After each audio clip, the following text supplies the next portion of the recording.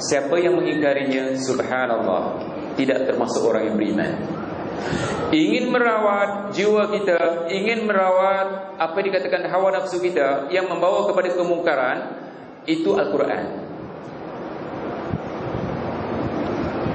Allah subhanahu wa ta'ala bertanya kepada orang yang punya Quran tetapi tidak dirawat hatinya. Allah bertanya, afala yatadabbaruna al-Qur'ana am ala qulubin aqfaluha.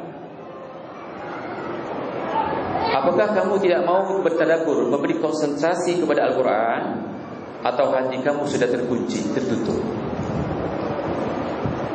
Jadi orang-orang yang punya penyakit hati, kalau tidak diobat dengan Al-Quran, penyembuhannya tidak ada. Satu lagi ya, tuan-tuan, hadirin hadirat, ikhwan dan ikhwat, ramai orang yang keliru untuk mencari obat hati. Di antara mereka mencari obat dari luar Al-Quran, seperti diambilnya daripada ahli falsafah. Sampai ada satu buku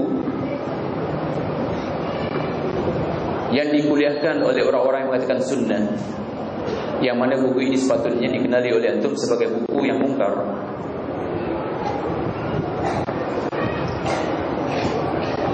La tahzan. Pernah dengar buku ini? La tahzan.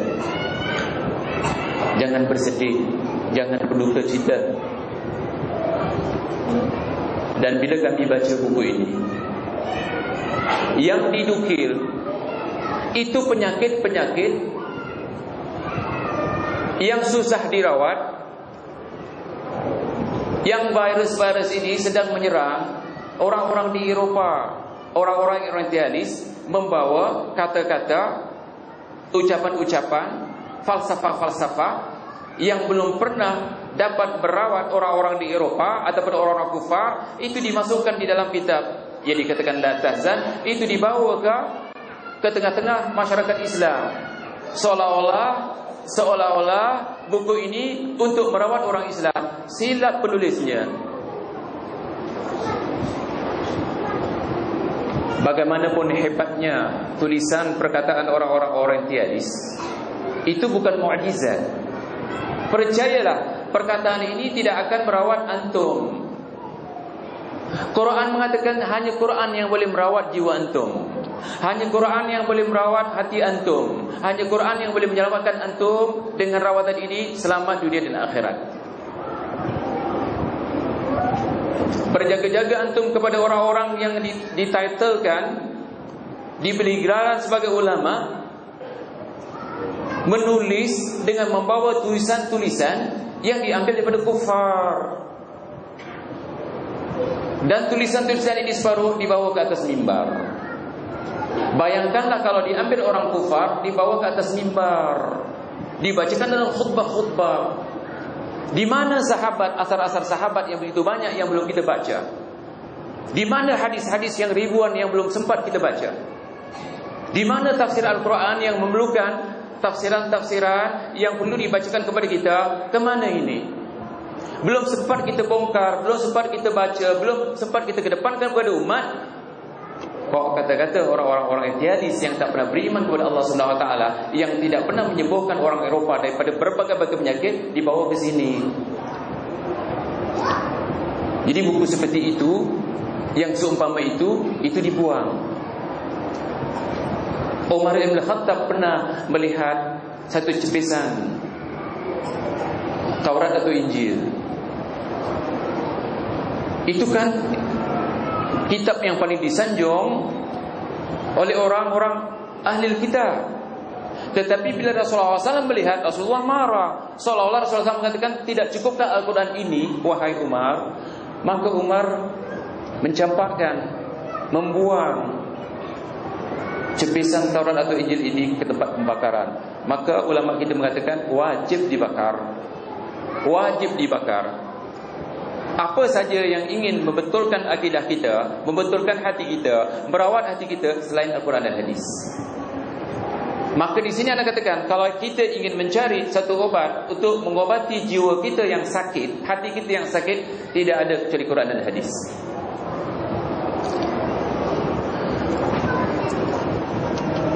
Di dalam kitab yang bagus ini ditulis oleh Ibn Qayyim al-Jauzi, Rasulullah SAW bersabda, "Likulli da'in dawa, fa idza usiba dawa'ud da'i bara'a bi iznillah." Akhraja Muslim. Untuk setiap penyakit ada obatnya, dan apabila obat itu sesuai dengan penyakitnya, maka sembuhlah ia dengan izin Allah. Kalau penyakit hati, tidak ada obatnya kecuali Quran dan hadis. Yang lain tidak sesuai. Pagi tadi saya sembahyang di satu masjid, bukan di sini, di luar Indonesia. Ada 2-3 orang sahabat kita yang sembahyang bersama saya. Lepas sembahyang ada kuliah. Tajuknya sama seperti kita, merawat hati. Tetapi tidak dibawa Quran, tidak dibawa hadis. Yang dibawanya apa? Perkataan Imam Ghazali. Perkataan Imam Ghazali. Dan ceritanya cerita palsu. Apa ceritanya? Dia mengatakan ada orang yang sudah sembuh hatinya, dirawat hatinya dengan kesabaran, tapi cerita sabarnya berbeza dengan kita. Maka dia mati, diperlihatkan oleh Allah Subhanahu wa taala pahala yang besar, pahala yang banyak. Maka tenang dia hatinya, katanya. Kemudian datang seorang sahabat, diperlihatkan pahala yang lebih banyak, yang lebih besar. Maka orang yang pertama tadi mengatakan, "Ya Allah, beri saya gergaji." Tahu gergaji? Bahasa sini Anda tidak tahu. Minsyar. Gergaji. Oleh kerana dia melihat kawan ini lebih banyak pahalanya, maka dia minta gergaji, minta supaya digergaji kepalanya. Ada cerita ini dalam Quran, ada cerita ini dalam hadis, ada cerita ini dalam akal? Tidak ada. Diceritakan juga, diumpamakan seorang di Singapura, kalau mau beri kereta itu ada COE. Ada yang COE-nya besar, ada yang kecil. Kenapa dia membawa cerita-cerita seperti ini? Di mana Quran, di mana hadis? Untuk merawat orang-orang yang sudah rosak hatinya. Makanya banyak yang ada di dalam masjid itu tidur. Dibuai dengan cerita-cerita di sini, enak dia tidur dia. Waktunya kan subuh masih dingin, tidur. Kejutkan mereka, bangunkan mereka dengan apa? Dengan Quran dan hadis. Tuan-tuan, kalau tuan-tuan tidak merawat hati tuan-tuan dengan Quran dan hadis sekarang, itu juga ada ancaman dalam Al-Quran. Yang mana Allah Subhanahu wa taala firman, "Wa man a'rada an dzikri fa inna lahu ma'isyatan danka wa nahsyaruhu yaumal qiyamati a'ma."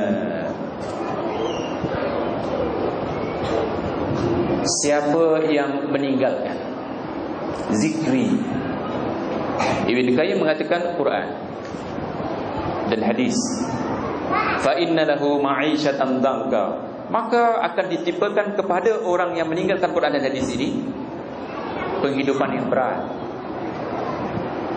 Penghidupan yang berat. Berat hatinya di dunia, bagai-bagai penyiksaan ada, dan kedua adalah siksa kubur.